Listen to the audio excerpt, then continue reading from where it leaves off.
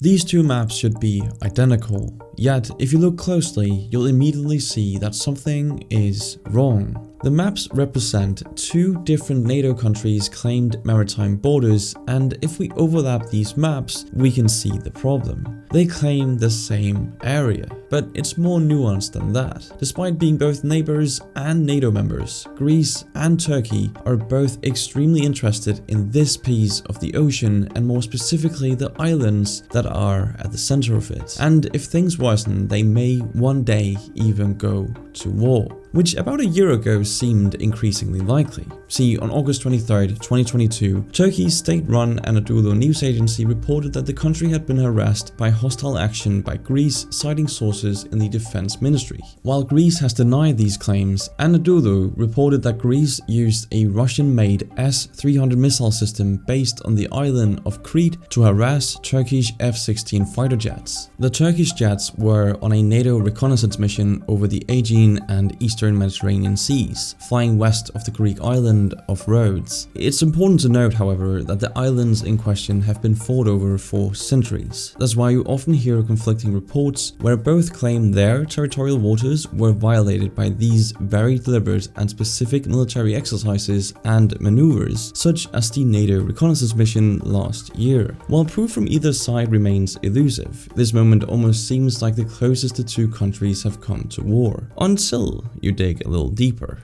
It turns out that 16 other similar encounters have happened since 1992, and around 6 Greek and 3 Turkish soldiers died in similar encounters between 1992 and 2018. The repeated nature of these close calls may make it sound like no big deal, but the two countries have come close to the brink of war 3 times since the 1970s, with the last one in 1996. While there has always been a possibility to fix these disputes via diplomatic means, past attempts have merely complicated the issue rather than that to a long-term solution. One reason is that Turkey over the past decade has become a more neo-Ottoman and autocratic state under Erdogan. Key to its new Ottoman territorial ambitions is the so-called Mavi Vaden or Blue Homeland Doctrine. It responds to Turkey's past inability to defend its homeland from its neighbors. See, throughout history, Turkey's borders have been trampled by neighboring countries and colonial powers threatening Turkey's core territory.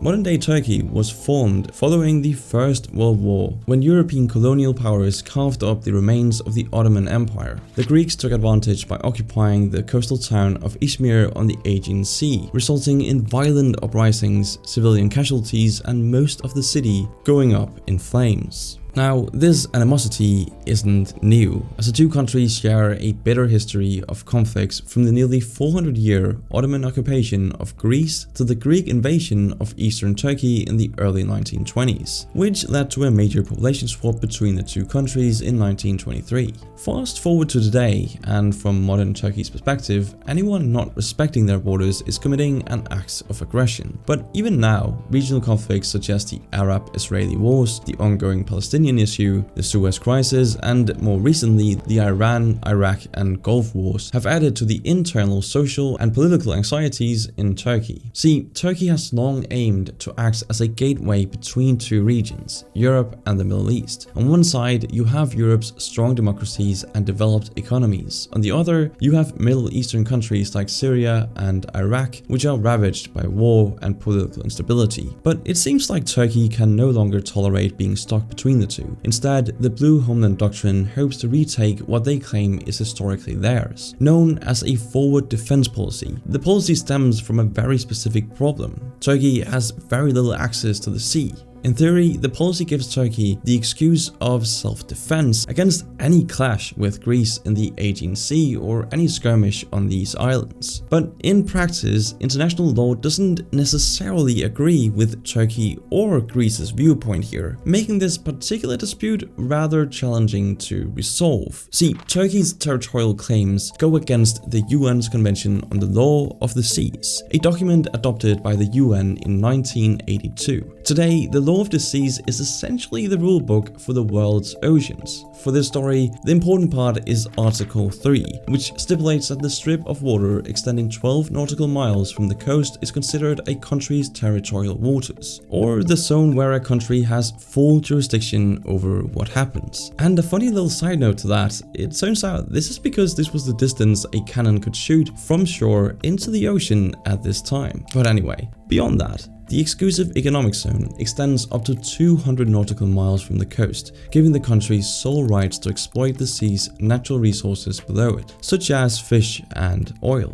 Based on this article, you would think that Turkey clearly has the right to the water surrounding the islands off its coast. But lower down in the document is Article 15, which applies when neighboring coastlines are closer than 12 nautical miles. When two countries' territorial claims overlap, the idea is to create a median line between the two through an agreement. In the case of the Aegean Sea, Greece has about 6,000 islands scattered across a small body of water between the two countries. For decades, Greece has maintained that its territorial water extends 6 nautical miles in line with Article 15. But over the past couple of years, Greece has attempted to extend their maritime territory to the full 12 nautical miles, which Turkey rejects, citing Article 15. What's ironic is that while Turkey uses the articles to defend its maritime claim, it has not actually signed the agreement and doesn't plan to anytime soon. For decades, Turkey used a different document to argue that all islands and territory should apply a limit of 6 nautical miles to make the situation fair to both parties. This document is the 1923 Treaty of Lausanne, signed at the end of Turkey's war for independence from the Allied powers. Part of this treaty ensured the Aegean Sea was open for ships to pass through freely for all types of shipping. This is why Turkey is using the treaty in the current dispute, as it contradicts the United Nations Law of the Seas. See, if Greece expanded its territorial boundaries to 12 nautical miles, the Law of the Seas would require Turkish military ships to comply with innocent passage restrictions to travel through the Aegean Sea. This would require Turkish military vessels to comply with restrictions like never conducting sudden maneuvers or even holding security drills on warships. Submarines would have to navigate above water and could even be stopped by the Greek military for inspection. This would not only restrict Turkey's military capacity but would leave it exposed and essentially controlled by a foreign power. When you look at the path required to travel from key Turkish military bases in the Bosphorus Strait to the city of Izmir, it's clear why this solution is unacceptable to Turkey. Now, you may be thinking, the solution is simple. Just follow the 6-mile halfway point between Greek and Turkish territory. But what makes this situation uniquely complicated is Turkey's bid for EU membership. See, Greece is already a member of the European Union. Until recently, Turkey had been trying for decades to become an EU member as well. The problem is that the EU pretty much takes the UN Law of the Seas part of its own law and enforces it to guarantee the sovereignty of all EU members. But in this particular case, the EU does not have a solution for the dispute. This stance has also divided NATO members on where they stand on the issue. France has proven to be a long-standing ally of Greece in this dispute and has strengthened their defense and military cooperation in recent years. The US, on the other hand, largely supports Turkey's stance. If the tensions continue to worsen, the dispute will only deepen the divisions between different NATO members on this issue, preventing NATO from showing a united front on the international stage. Just take a look at this map to understand the challenges that different interpretations bring to NATO. Known as the Seville map, this map was designed by the Greek and Greek Cypriot administrations to show Greek maritime boundaries in the Eastern Mediterranean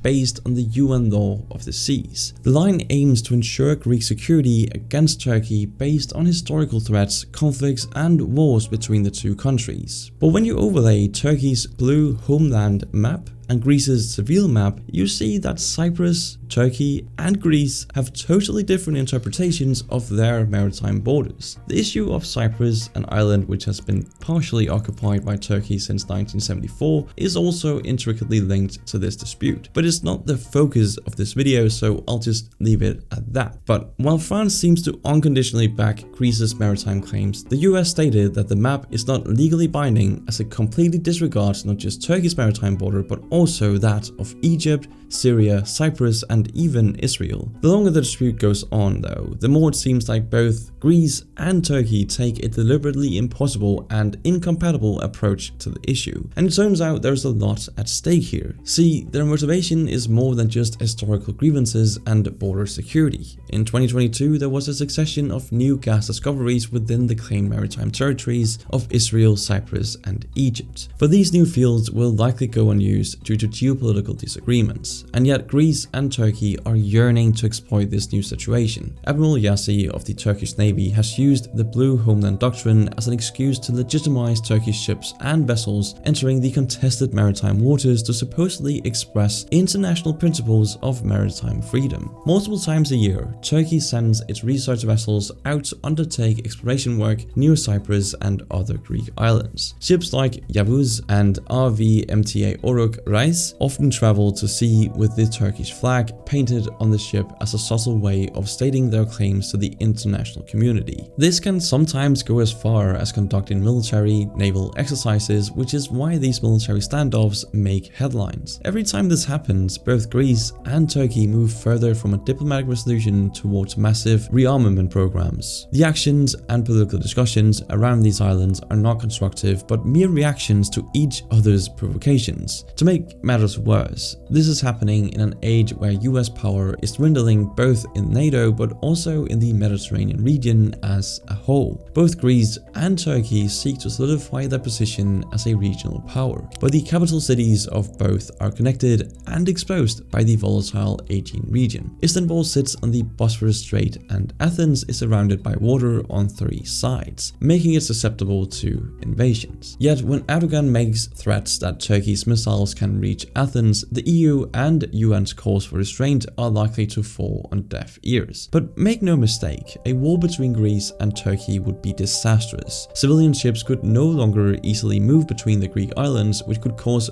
problems on the international stage. It's ironic that the UN Laws of the Seas, which was created to settle boundary disputes, has done the complete opposite for these two countries. If the dispute is ever resolved, policymakers will have to decide which islands apply the UN Law of the Seas and which islands do not. Whatever may be decided, the ultimate solution for the two to avoid war is to maintain deep sea corridors where international and civilian ships can pass between these Greek and Turkish maritime boundaries freely while creating a sense of security for all sides. After all, the Aegean dispute is not just a regional issue, it affects trade passing from the Mediterranean onto the Black Sea. Ukrainian, Russian, and other foreign ships regularly pass from the Black Sea through the Turkish-controlled Bosphorus Strait to the Aegean Sea before finally entering the Eastern Mediterranean. But would a deal between Greece and Turkey even be possible? Let me know in the comments down below. But that's it for this video. Thanks for watching, and I'll see you in the next one.